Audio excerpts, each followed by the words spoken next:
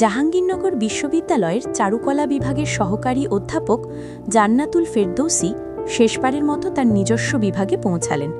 এই বিভাগে তিনি ছাত্র জীবনে পড়াশোনা করেছিলেন এবং পরে শিক্ষক হিসেবে বহু প্রজন্মের শিক্ষার্থীকে গড়ে তুলেছেন।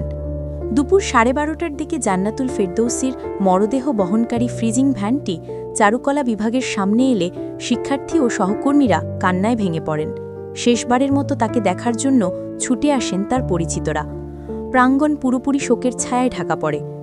তিনি ছিলেন এক শিক্ষক যিনি শুধু পাঠদান করতেন না, শিক্ষার্থীদের জীবনের প্রতিটি মুহূর্তে প্রেরণা দিতেন। ছাত্রছাত্রীদের সঙ্গে তার সম্পর্ক ছিল গভীর, এমন একজন শিক্ষক যাকে মনে রাখবে প্রতিটি শিক্ষার্থী। চারুকলা বিভাগের শিক্ষক ও সহকর্মীরা বললেন, তিনি ছিলেন আমাদের জন্য এক আলোর মতো। আজ তার চলে যাওয়া আমাদের জন্য এক অপূরণীয় ক্ষতি। শেষবারের মতো তাকে শ্রদ্ধা জানাতে এসে প্রাঙ্গণে মানুষগুলো একত্রিত হয়েছেন।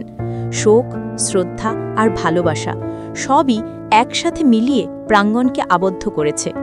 জাহাঙ্গীরনগর বিশ্ববিদ্যালয় আজ এক মহান শিক্ষকের বিদায় উদযাপন করছে।